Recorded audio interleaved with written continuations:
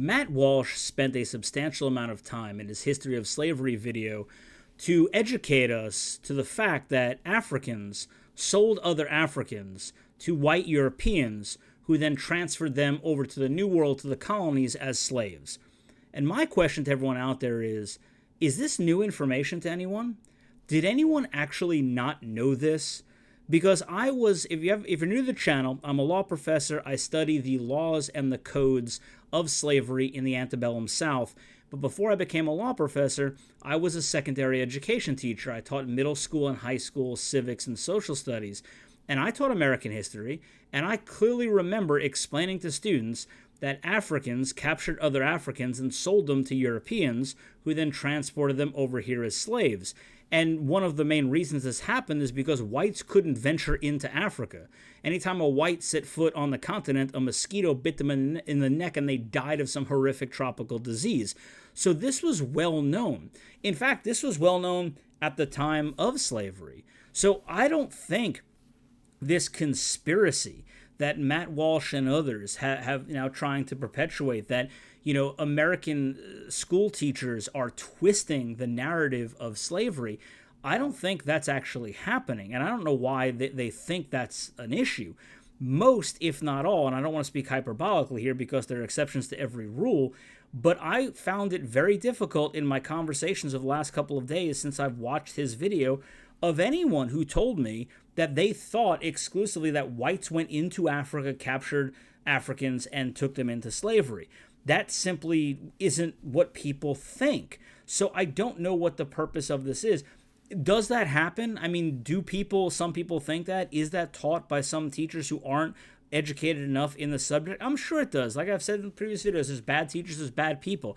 And did whites actually capture some blacks and take them as slaves and skip the middleman? 100% they did. So let's not split hairs here. No matter what, none of that takes away from the fact that the American system of African slavery was absolutely deplorable, was horrific, and needs to be studied regardless of how many other forms of slavery have existed in the world, and regardless of the fact that every race, creed, human being or tribe has at some point been enslaved. None of that takes away from the importance of studying the American system of African slavery, because it is directly responsible for many of the lingering problems we have in our society today. And if you understand that it was based entirely on white supremacy and on racism, you will understand why we still have these problems today.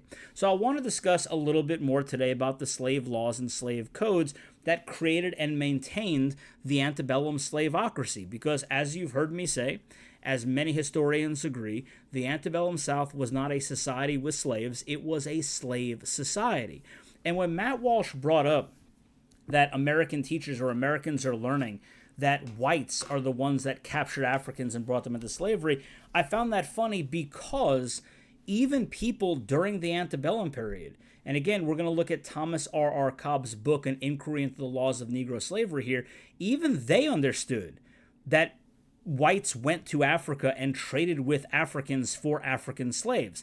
And that's a huge point when it comes to understanding the law around African slavery in the United States. Now, I want to pause here because if you haven't watched my foundation video, where I explain clearly, based on Somerset v. Stewart and early colonial and early American law, how the system was based entirely on white supremacy, please go check the link in the description. Go watch that video because it will make a lot more sense as we trug through this today.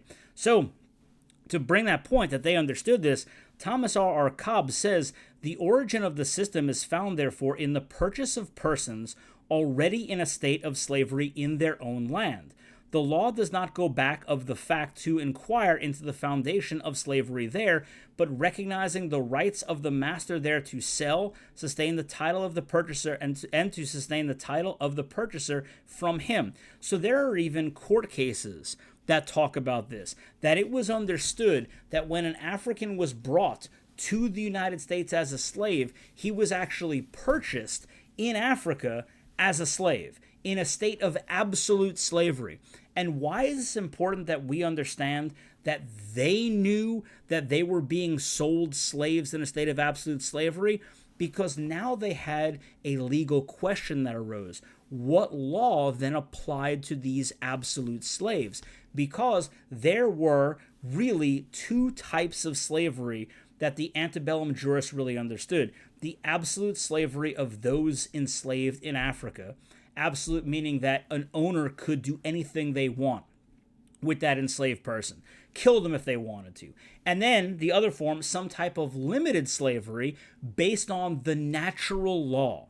That's why you have to go back and watch that foundation video, because they believed that slavery did not go against the law of nature, because in the case of Africans and people of African descent, being enslaved to white people bettered their condition. It made them better people. They were naturally suited to a state of slavery, so it made them better. So Thomas Cobb and lots of racial scientists back in the antebellum period and other legal jurists said, okay, so by that definition, the law of nature means anything that makes you better is therefore conforms to the law of nature. So killing someone, therefore, couldn't conform to the law of nature. So you couldn't have absolute slavery. You had to have some type of limited slavery. And that's what he talks about. He says, the condition of these slaves in their native country, having been one of absolute slavery, including the power over life, such would be their condition in the country to which they were removed, except so far as the same may be modified by the existing law of their new domicile, and such subsequent legislative enactments as may have been made for their benefit. The law of nature, denying the power over life and limb, being a part of the law of every civilized state, such power never existed in any of the United States, meaning no one had the right to kill or to maim any of the enslaved because the law of nature applied in the United States, then says, although it required municipal law to prescribe the punishment for such offenses. So even though, according to the law of nature, you couldn't kill or maim a slave, it required municipal law, it required positive law on the books to punish someone who would do such a thing to an enslaved individual. See, if you go back to the video where I say the foundations, you'll understand the antebellum jurists believed that you did not need a positive law, meaning you did not have to have a law in the books that says you can have slaves. You didn't need that law because slavery conformed to the law of nature. Anything that conforms to the law of nature doesn't need a positive law, so you could own a slave because slavery is God's plan. It's part of the law of nature.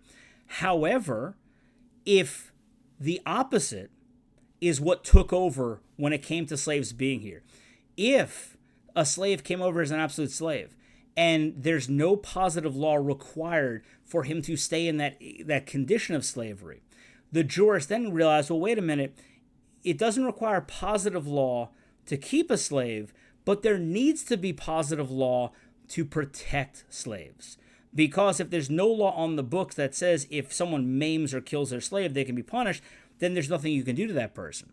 So they then, it's interesting if you see this, that they believe no positive law required to keep slaves, but positive law required to protect slaves. And this is where it gets even darker and all of that. So they then talk that slaves are considered both persons and property.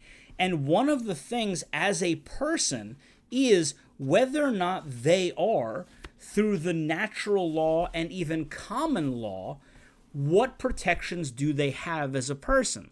And this is where Thomas Cobb, this is where it starts to get really, really dark. So, and we're going to discuss a very difficult topic here, but again, if you're watching and have watched this far, I believe you're capable of going through it, and it's something that we need to understand and learn. So, what Thomas Cobb says is, the law, by recognizing the existence of the slave as a person, thereby confers no rights or privileges except such as are necessary to protect that existence. So, the only thing that a slave is guaranteed without something being on the books is his right to exist. That is it. All other rights must be granted specifically. His only right is his right to exist. No positive law to have slaves because, according to them, Africans were meant for slavery and meant to be submissive to the white race, the superior race, so therefore no positive law required. But you needed to have positive law to guarantee any other right you believe they should have, except the right to life. So here's where it gets a little dark. Hence, the penalties for rape would not and should not, by such implication, be made to extend to carnal forcible knowledge of a slave, the offense not affecting the existence of the slave, and that existence being the extent of the right which the implication of the law grants. Do you see how disgusting this was? How horrific this was? According to Thomas Cobb, if there was no law on the book that said you can't rape a slave, then you could rape a slave, because that slave was not guaranteed anything under the law except the right to life, unless there was positive law there to protect him or her from what right you wanted to grant them. This is disturbing. This is absolutely disturbing. And that's why people who don't understand the antebellum period are like, well, there were laws. Of course there were laws. But laws applied differently to the different races. He even talks about this. He says, experience has proved what theory should have demonstrated, that masters and slaves cannot be governed by the same laws. So different in position, in rights, in duties, they cannot be the subjects of a common system of law. Hence the conclusion that statutory enactments never extend to or include slaves, neither to protect nor render him responsible unless specifically named or included by necessary implication. So, what Thomas Cobb is saying in his book, laying out all the laws of slavery of Africans in the United States, is that all of the laws in all of the slaveholding states meant nothing to the enslaved, unless it specifically said, this law applies to slaves, this law protects this or that right of the enslaved individual. And that's where, and perhaps I didn't articulate it well a couple of minutes ago, my mind always, I'm astounded by the mental gymnastics these antebellum jurists had to go through in order to justify slavery. On the one hand, saying you don't need positive law to have slaves because the natural condition of the African is one of enslavement to whites. But on the other flip side of that coin, you do need positive law to protect any of the rights you think they should have, because they don't have any. The only right they have is the right to life. Everything else must be expressly granted by statute, by the legislature, by law. So if there's nothing on the books that says raping of a slave is a crime, then a master could rape a slave, because that slave is not granted the protection from rape as a God-given right, as a natural-born right. It has to be granted to them by the legislature, by legislative enactments. So when Matt Walsh says that, Africans sold other Africans into slavery, we've all known this.